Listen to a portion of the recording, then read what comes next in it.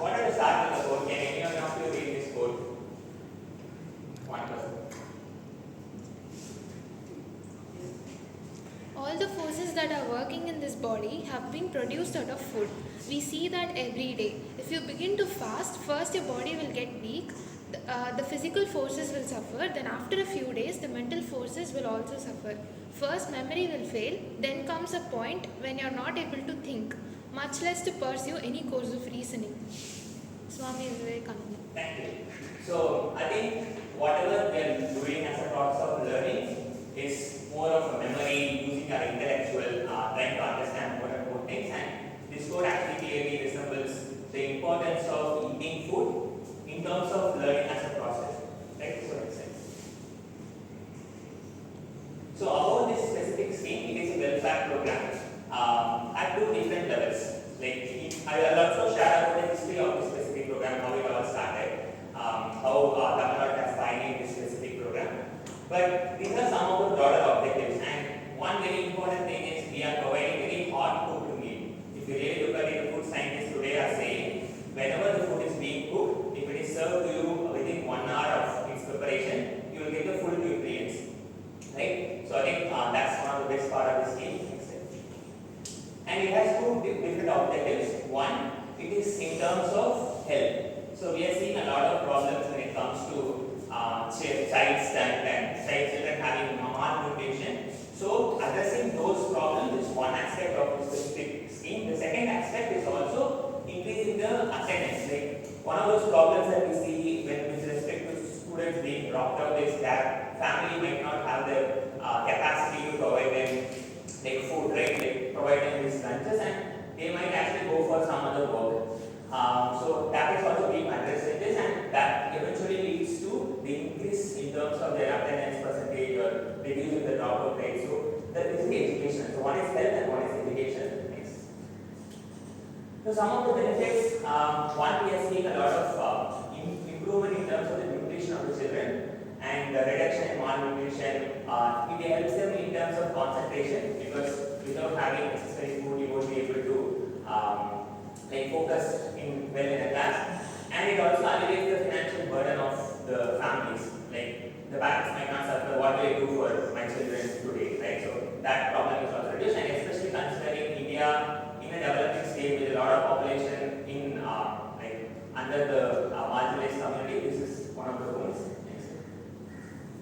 So what is the eligibility? So this is varied from different states. Like different states have each a different eligibility. So primarily, students in government and government-aided schools are the main focus of this program. And second, the age criteria. So at present, students from 6 to 14 ages, they are being provided. There's also a huge conversation about why can't we provide this higher secondary school children? Because the RTE covers, like the Education Act covers from 6 to 14, so government is also primarily focusing on a specific group. The third is socio-economic criteria. Some states again look into this perspective of whether the parents are able to pay and then provide this scheme to them.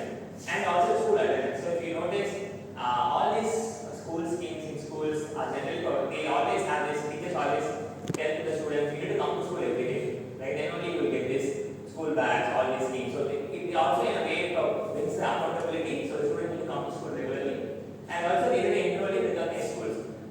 Very interesting, they also include madrasas, maktabs, all these schools are also covered in this specific scheme. So what is exclusion? General exclusion is secondary, higher secondary institutions. Children enrolled in private schools are not covered, and as well as schools and things like alternative meal programs. If the school is already enrolled in some other meal program, then this program by government is not covered. A brief history. So this is something that I found very interesting. I was actually going through different articles in which they are talking about this specific scheme. Interestingly, in 1925 it was introduced in, I think, in Tamil Nadu, I think in Madras presidency, if I'm not wrong. Then in 1930, they also, French was also introducing this in a very small scale. So this idea popped up as a mind, okay, what something that we can do for children, and then they also did this. In 1962, we all know like our former Chief Minister K. Kamaraj, he was the pioneer in getting this scheme across. In fact, we have, I think, a lesson in 6th standard where we talk about how Kamaraj has encountered a student and was asking him, what will it take for you to come to school every day? He will be like, just give me lunch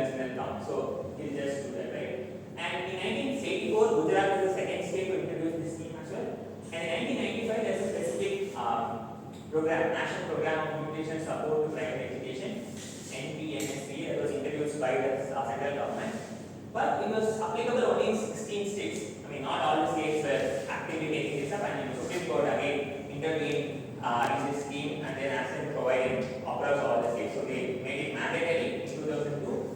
In 2021, this was there in current affairs because it was renamed into PM Poshan, Pradhan Mantri Poshan Shakti Viman. So this is how this program is being called. And in terms of financing, this is a centrally sponsored scheme with 60% from center and 40% from state. And the overall budget is 1.3 lakh crores. So the central government actually provides grants and financing for the food, and the state government takes care of facilities, transportation, labor, which are all covered by the state. So implementation model is again interesting. So there are 3 different types of implementation models based on the needs of the state. One is the decentralized model, where again the food is being cooked at the decentralized level. Like for example, schools prepare for the self-help groups, the women groups, like women self-empowerment groups. So they actually prepare the food. And the second one is centralized model, where they cook at a central level. Like for example, I think in Karnataka, Andhra Pradesh, where they do this. This organization called Akshaya Patra is taking care of all these things, and then the government just tells them and funds them, and then they do the preparation and all these things through the organization. The third is again using international assistance. There are a lot of non-profit organizations that are also supporting this specific program when the government is not able to support the program. So this is 2 interesting updates to this program, I would say. So one is Tamil Nadu again. We launched the breakfast scheme.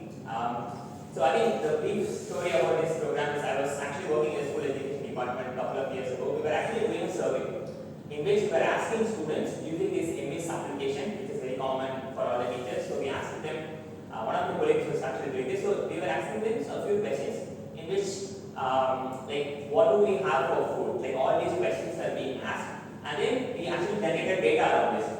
Okay, so breakfast, this is what the students had. It was very in-depth survey. So which talks about what different, we have rice, we have idli, we have dosa, like those kind of things, right? And then we are able to get this data, and then like using this data, the government has come up with something like very huge. I mean they were starting off small in a few schools, and then now they have implemented it across the state. Like all the schools now have this breakfast scheme. It's a very interesting menu. If you open it and say one day there will be upma, one day there will be different types of food. Like how similar, we also provide lunches, right, with different menu and options.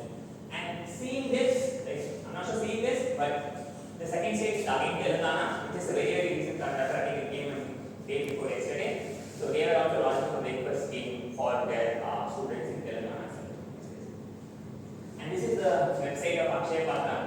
So they are one of the huge contributors to this program at a national level. So I think they charge some 3,000 rupees per student. I mean, you can just go to the website and find out. You can also contribute to this program through this website. Next slide.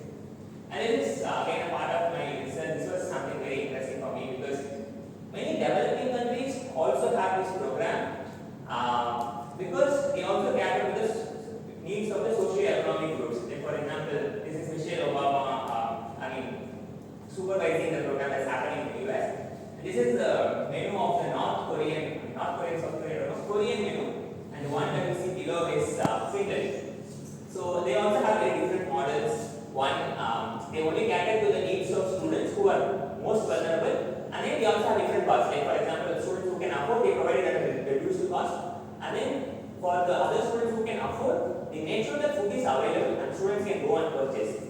So I think this is something if you want to read more about and understand what is happening at the global scale. A lot of countries do, like across Europe, Africa, US,